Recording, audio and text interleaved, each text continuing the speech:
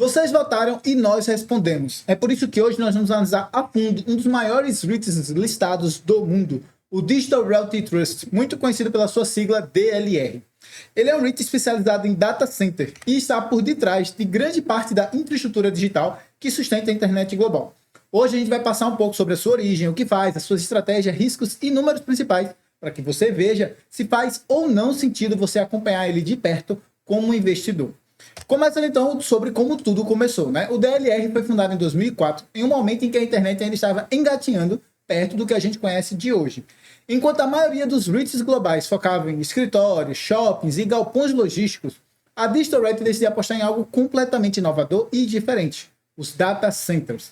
Mas afinal, o que é um data center? Imagine um prédio inteiro projetado para poder armazenar informações e garantir que os sistemas nunca parem. Para que ele possa fazer isso, ele precisa de energia constante, refrigeração muito avançada e a conexão de internet de altíssima qualidade. É o coração de várias das operações de empresas digitais. Desde que abriu seu capital na bolsa, a DLR cresceu de forma muito agressiva, comprando concorrentes e construindo novas instalações em pontos estratégicos no mundo. Hoje a companhia já soma mais de 300 data centers em mais de 25 países, sendo um dos pilares da economia digital moderna pelo mundo. Bom, mas a Digital Realty fornece muito mais do que um espaço físico para servidores. Ela oferece energia, refrigeração, segurança e conectividade. Sem esse tipo de estrutura, empresas como bancos, companhias aéreas ou até mesmo as gigantes da tecnologia não conseguiriam garantir que os seus serviços funcionassem 24 horas por dia, feito é demandado que aconteça nos dias de hoje. Entre os seus clientes estão nomes como IBM, Oracle, Meta e Amazon Web Services. Ou seja, estamos falando de empresas que dependem totalmente de dados. Um atraso de segundos em uma operação bancária ou uma queda nos serviços da nuvem pode impactar milhões em prejuízo financeiro. É importante destacar que a Digital Realty compete com outras gigantes do setor. A Equinix, por exemplo, que a gente já trouxe vídeo aqui no canal, vou deixar nos cards e também aqui embaixo na descrição, que basicamente faz a mesma proposta. Mas enquanto a Equinix aposta mais em interconexão, ou seja, em conectar empresas diferentes dentro do mesmo espaço, o DLR aposta na escalabilidade. Em outras palavras, construir mega data centers capazes de atender grandes volumes de clientes com eficiência. E se você curte esse tipo de análise clara e prática sobre empresas globais e fundos imobiliários REITs, aproveita agora mesmo para já se inscrever aqui no canal e bater no sininho, assim você recebe em primeira mão todos os nossos próximos conteúdos que a gente ainda vai publicar. Então clica aqui embaixo. Combinado? A estratégia do DLR pode ser resumida, então, em 4 pontos principais. O primeiro ponto é a expansão global. A empresa não ficou restrita aos Estados Unidos. Ela cresceu em mercados emergentes e estabeleceu presença em mais de 25 países. Isso é importante porque o crescimento digital está acontecendo de forma acelerada fora dos Estados Unidos também.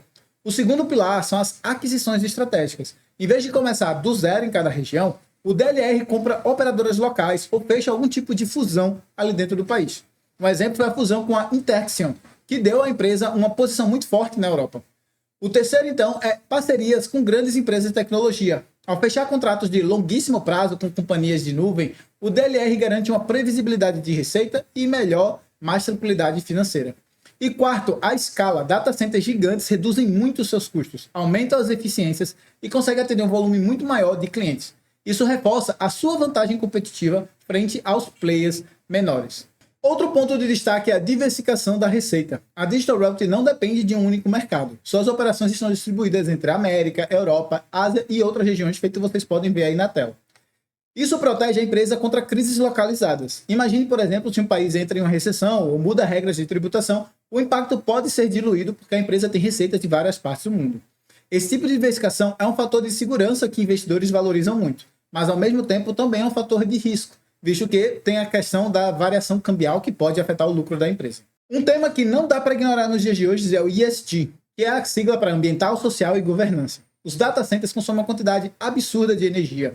Isso coloca as empresas desse setor sob forte pressão regulatória e social. O DLR vem investindo em eficiência energética e buscando reduzir o seu impacto ambiental. Isso não é só uma questão de imagem, mas também porque clientes como Amazon e Meta também exigem que os seus parceiros tenham práticas sustentáveis. Ou seja, ESG não é só mais uma questão de marketing, mas uma exigência do mercado para ele poder continuar crescendo com garantias aí de resultados. Falando em resultado, a Digital Realty já conseguiu entregar um desempenho muito maior, muito superior ao ETF que a gente sempre compara aqui, o VNQ, que é um índice de referência lá dos REITs dos Estados Unidos. Isso mostra que a empresa conseguiu se destacar dentro de um setor que já é competitivo por natureza. Esse histórico consegue atrair investidores de longo prazo que buscam empresas resilientes e capazes de gerar retorno acima da média. Claro que performance passado não garante futuro, mas ajuda a entender por que o mercado enxerga valor nessa companhia. E se você enxergou valor nessa explicação, ela está fazendo sentido para você? Deixe agora mesmo o seu like aqui no vídeo, porque isso ajuda muito o nosso canal a continuar produzindo análises detalhadas e gratuitas como essa aqui para vocês. Voltando então para o nosso slide, agora é importante falar dos riscos. O primeiro é o alto custo de capital. Construir e manter data centers é caro, são bilhões de dólares em infraestrutura, além da questão da manutenção constante. Outro ponto é a concorrência. O DLR não compete só com outros REITs, mas também com gigantes como a Microsoft, a Amazon e Google, que têm os seus próprios data centers e brigam por participação de mercado. E ainda existe também a questão da dependência dos grandes clientes. Como boa parte da sua receita vem de empresas de tecnologia, qualquer renegociação ou perda de contrato pode ter impacto significativo nos resultados aqui da empresa. O segundo grupo de risco está relacionado ao ambiente global. Operar em muitos países significa lidar com riscos cambiais, que eu já mencionei, mas também os regulatórios, o que pode gerar custos extras e exigências diferentes em cada uma das regiões. Outro grande risco é a sensibilidade à taxa de juros. Como REITs geralmente usam bastante alavancagem, ou seja, financiamento a partir das suas dívidas, períodos de juros mais altos que a gente tem agora pressionam os resultados e podem reduzir a atratividade para os investidores. E por último, temos a questão energética. Os data centers consomem uma quantidade enorme de eletricidade, isso não só aumenta custos, mas também gera pressão ambiental e regulatória. À medida que os governos apertam as regras de sustentabilidade, esse risco tende a ficar cada vez maior. Além dos riscos, é fundamental a gente olhar também para o perfil da dívida da empresa. O DLR tem compromissos relevantes a pagar e acompanhar esses vencimentos e taxa dessas dívidas é essencial para qualquer investidor que queira ter essa empresa no seu portfólio. Para avaliar se a empresa conseguirá ou não equilibrar o crescimento e pagamento de dividendos sem comprometer necessariamente a sua saúde financeira. Vamos lá, pessoal, entrando aqui então no investidor 10, no DLR, se vocês podem ver, a primeira coisa que eu queria chamar a atenção aqui para vocês é com esse resultado que ele dá aqui embaixo. Se você tivesse investido $1.000 em 10 anos, você teria quase 3.750. Só para vocês terem noção do que isso significa, vamos fazer a conta aqui, ó, 3.749,99 dividido por 1.000. Então você teria multiplicado seu capital por 3,74999 vezes, tá? Para você ter noção do quanto significa por ano, a gente teria que elevar a 0,1, que é 1 sobre 10, e a gente chega a 1,14, eu subtraio 1, multiplico por 100 para vocês verem o percentual, fica 14,13% ao ano em dólares. É o que você teria multiplicado todos os anos se você tivesse investido nessa empresa por esses 10 anos. Agora, para a gente fazer a conta isso em real, só para você ter noção da magnitude do que isso seria, né? Eu vou novamente dividir por 100, somar 1 e agora multiplicar pela variação do dólar, que foi aproximadamente aí uns 7%, tá? Para vocês terem noção aqui, eu novamente subtraio 1 e multiplico por 100, dá 22,12% aí aproximadamente. E só para você novamente ter uma magnitude do que significa, se você comparar com, por exemplo, Warren Buffett, um dos maiores e mais renomados investidores da nossa atualidade, ele consegue um retorno de aproximadamente 20%, isso aqui é praticamente 10% a mais do que ele. Então, uma excelente rentabilidade para um investidor, tá? Vamos descer aqui, vamos analisar agora algumas métricas. Primeiro, o PL, né? Vocês podem ver que o PL ele é bem alto, ele chacoalha, ele tem oscilações muito grandes, e o PL é a divisão do preço sobre lucro. A gente pode ver que tanto o preço varia bastante, quanto mais abaixo a gente vai mostrar que o lucro também oscila pra caramba. Então essa métrica PL aqui eu não gosto muito de analisar, porque como ambas as variáveis oscilam demais, eu já acho ela imprecisa por geral, né? Quando variam muito, eu acho que ela fica ainda mais imprecisa. Então tem esse ponto. Segundo ponto é o P sobre receita, né? Então vocês podem ver que aqui é mais equilibrado. Até teve um ponto aqui que ficou 5,83, que é relativamente mais baixo, né? Caiu 7,11, mas na média ficou alguma coisa girando ali na casa dos 9, 8,5, 9%, tá? 8,5, 9 vezes, na verdade. O P sobre VP, o valor patrimonial, já vou mostrar também para vocês, um dos pontos aqui finais do investidor 10, ele cresceu praticamente constantemente, o que é um excelente ponto, tá? Então, isso aqui é uma métrica que indica que, de fato, ele está um pouco mais caro, mas ele está um pouco mais caro por um motivo, né? Porque ele trouxe rentabilidades excelentes aí, como eu mostrei para vocês. Em geral, o mercado precifica mais, paga mais por investimentos assim. Em termos de rentabilidade, vocês podem ver que tanto ROA, quanto ROI, quanto ROIC foram relativamente baixos, tá? Se você não sabe, o ROA é o Return on Asset, é o quanto você consegue pelas suas propriedades, o retorno pelas propriedades em si, desculpa, é o de cima, é relativamente baixo, na casa de 1,5%, 2%, tá? Aqui o ROI também muito baixo, o Return on Equity também relativamente baixo, e o ROIC nem se fala, mais baixo ainda, tá? Então, em termos de rentabilidade, não é muito bom, ou não tem sido muito bom desde 2020, pelo menos. Em termos de margem, né? A margem operacional na casa de 15%, a margem líquida na casa de 20%, na verdade mais abaixo aqui em alguns pontos, e a margem bruta fica entre 50% e 60%, a margem bruta até tá ok. As outras duas margens eu acho que estão relativamente baixas, apesar que a líquida nesse momento tá boa, tá? Dos outros anos não foram, mas esse ano aqui tá relativamente bom. Se a gente descer aqui o VPA, que é o valor por ação, é relativamente alto, o que é positivo, enquanto que o LPA, que é o lucro por ação, tá mais baixo, o que não é muito bom. Mas a gente analisa essa multiplicação VPA versus LPA por conta do Benjamin Graham, que inclusive foi um dos mestres do Warren Buffett, porque a métrica dele, quando vai calcular o valor justo de uma empresa, quanto que ela deveria valer, usa essas duas métricas aqui. Então, tá relativamente ok aqui, tá? Se a gente descer aqui mais abaixo, a gente pode ver a parte de receitas e lucros. Vocês podem ver que a receita cresceu praticamente em escadinha, mas o lucro oscila muito, ó, mais alto, aí depois mais baixo. Aí sobe, sobe, cai, sobe muito, cai muito, sobe, cai. Então, por isso que eu disse, ele chacoalha demais, não é muito bem previsível em termos de lucro, mas em termos de receita, estão sempre crescendo as suas receitas, tá? Aqui abaixo a gente pode ver o fluxo de caixa, no balanço patrimonial, desculpa, da empresa, que saiu da casa de 23, agora está na casa de 45 bilhões dos ativos totais, tá? Mas quando a gente subtrai a dívida, saiu de 9, praticamente 9,88, né, para 23,18. Inclusive, aqui teve uma multiplicação de quase 2,5 vezes, enquanto a dívida total, né, o passivo total, saiu de 12 para 22, que é um aumento de 80%. Ou seja, o seu patrimônio cresceu mais do que a dívida, o que é um excelente ponto. É bem positivo para a empresa. E por isso que eu falei do P sobre VP lá, o valor patrimonial crescendo, e a gente poderia acompanhar essa meta. Entrando aqui no Simple Wall Street, se você não conhece essa plataforma, é uma plataforma no qual analistas fazem análise aqui de várias empresas e você pode ver o que é que eles acham, a estimativa, os cálculos e tudo mais. Se você quiser, você pode analisar até 5 empresas gratuitamente, fazendo a conta agora mesmo. O link vai estar aqui embaixo na descrição, nos comentários fixados. É só você fazer a conta e analisar. O único pré-requisito é que você consiga ler inglês. Ou você copie e cole e bota lá no ChatGPT que ele vai traduzir para você, tá? No caso dessa empresa aqui, a gente tem 4 pontos positivos que ele chama a atenção aqui. Primeiro, está negociando quase 35% abaixo do valor que eles acham justo. A gente já vai mencionar isso. O revenue, a receita, está projetada em crescer quase 10% por ano. O earnings, o lucro, cresceu quase 24% no último ano. E o dividendo está crível, né? 2,98% está tranquilo para pagar.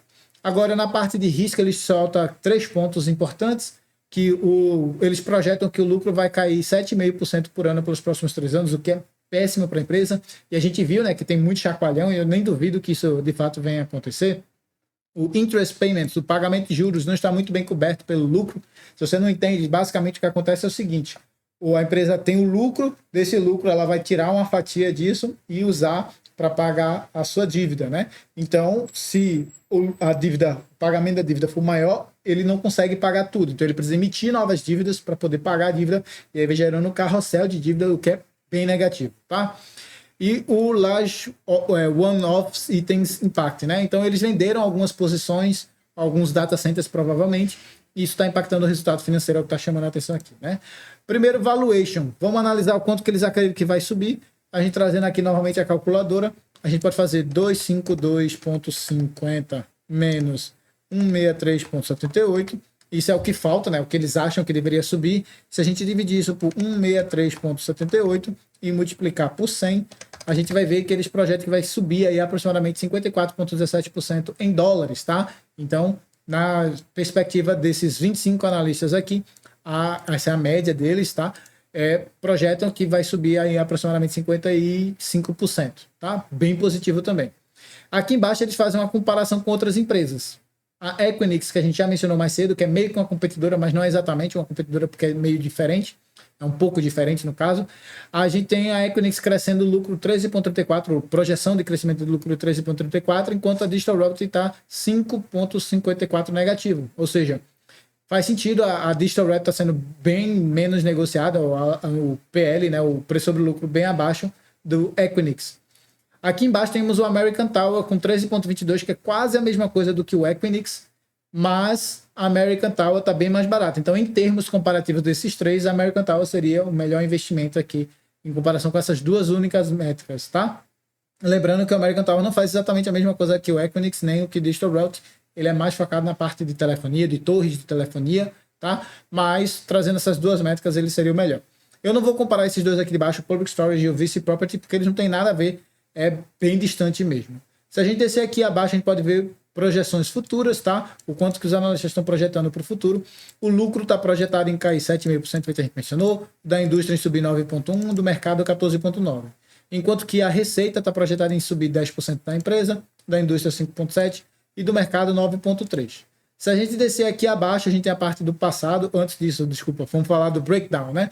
Metade praticamente da receita vem dos Estados Unidos, a outra parte vem lá de fora, né? De qualquer outro lugar fora dos Estados Unidos, o que totaliza 5,77%. Disso aqui, eles têm um custo para poder manter todas as operações de 2,6 aproximadamente. Em outras eliminations, eu não sei exatamente o que é esse custo aqui, mas está aqui dentro do escrito. Aí desses valores sobra aqui o gross profit de 3,1, e desse gross profit ele tem as despesas em geral, né?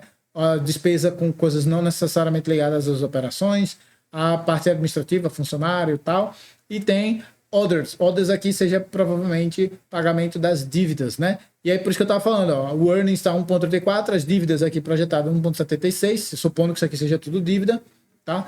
E aí não tá, ele provavelmente vai ter que emitir mais dívida para poder pagar a dívida de agora, né? Rolar a dívida feita, a gente chama. Analisando aqui, então, a parte do passado, a empresa cresceu nos últimos 5 anos aproximadamente 4,2% de lucro por ano, a indústria 11,2% e o mercado 10,7%. O que é bem baixo, tá? 4,2% por ano nos últimos 5 anos. Esses últimos 5 anos não foram muito bons para a empresa. Enquanto que no último ano especificamente foi quase 24%, a indústria 0,3% e o mercado 8,1%. Ou seja, se a gente for considerar, é como se isso aqui ele tivesse bem comprimido e no último ano especificamente ele cresceu tudo que ele tinha que crescer nos últimos 5 anos. Basicamente esses 4,2 devem ser esses 24% que cresceu no último ano, tá? Se a gente descer mais um pouco aqui, a gente tem a posição financeira. A gente pode ver que neste momento eles têm 5,98 em ativos de curto prazo, provavelmente vendido em caixa, né, para poder fazer alguma aquisição ou para pagar a dívida. E uma dívida 3,73 está abaixo. Então, em tese, ele não iria precisar emitir novas dívidas, ele pode pegar simplesmente esse dinheiro e pagar, tá tranquilo. Já no longo prazo é praticamente 42,7 bilhões de ativos, 20,12 bilhões de dívidas, então também ficaria bem tranquilo, tá? Se a gente descer aqui embaixo para transações dos insiders, pessoas de dentro da empresa, o que é que elas estão fazendo? Estão comprando, vendendo? Qual é o indicativo que a gente pode ter disso? Só teve um insider vendendo agora no dia 4 de junho de 25, o Mark Peterson, tá? E ele vendeu $30.888, não é um valor absurdamente alto, na verdade é praticamente nada. Eu ouso chutar que ele basicamente estava precisando de dinheiro para pagar alguma dívida, comprar alguma coisa, ele vendeu. Então a gente não pode assumir nada aqui dessa transação de insiders. Aqui embaixo a gente tem um breakdown, aí temos quase 92% com instituições, fundos soberanos com 6,4 aproximadamente, público em geral, eu e você, quando a gente compra diretamente a empresa, 1,61, o governo 0,1 e os individual insiders, pessoas de dentro da empresa, com aproximadamente 0,01%. Então, quase nada também de ownership da empresa, tá? Mas mais importante do que isso é a gente analisar os top shareholders, quem é que manda na empresa, né? Quem que tá... E, como sempre, eu sempre destaco que esses dois aqui, a Vanguard e a BlackRock, eles têm ETFs. Quando a gente compra o ETF, ele compra tudo que está dentro do ETF. Então, eles não necessariamente estão investindo aqui porque eles acreditam na Digital Realty, mas sim porque a gente comprou o ETF foi lá e comprou essas posições aqui, tá? Então, de maneira geral, esses dois aqui meio que a gente pode anular da equação aqui, mas vocês podem ver que tem gente famosa, ó, Cohen Street Capital, a Norges Bank Investment, a State Street Global, aqui embaixo tem a Canada Pension Plan, é o plano de pensão lá do Canadá, um deles pelo menos, tá? Aqui embaixo a gente deve ter JP Morgan, a gente também tem Charles Schwab, a gente tem UBS, então, enfim, tem Vesco, várias pessoas importantes. Mais importante do que saber as pessoas, eu gosto de olhar a variação que eles fizeram nesses últimos tempos, né? E vocês podem ver aqui, por exemplo, que alguns cresceram 25,2%, outros caíram quase 54%. E aí você se perguntar por que estão vendendo quem está vendendo e por que está comprando quem está comprando. O que é que eles estão vendo que a gente não está vendo, né? Isso ajuda a gente a tomar algum tipo de decisão para ver, né, o que está acontecendo e qual é a tese. Tendo falado e explicado tudo isso, vamos voltar para os slides para a gente poder concluir aqui o nosso vídeo de hoje. Chegando ao balanço final, temos os pontos negativos e positivos. Entre os negativos, temos o lucro líquido, que é bastante volátil, o nível de endividamento de longo prazo, que é alto, chegando a quase 18 bilhões de dólares, e o dividend yield de 2,92%, que pode decepcionar quem busca gerar renda passiva mais gorda. Mas entre o lado positivo, há coisas muito relevantes. A receita cresce de forma consistente, a margem bruta acima de 50% mostra eficiência operacional e o forte fluxo de caixa de mais de 3,5 bilhões de dólares garante espaço para continuar pagando dividendos e também investindo.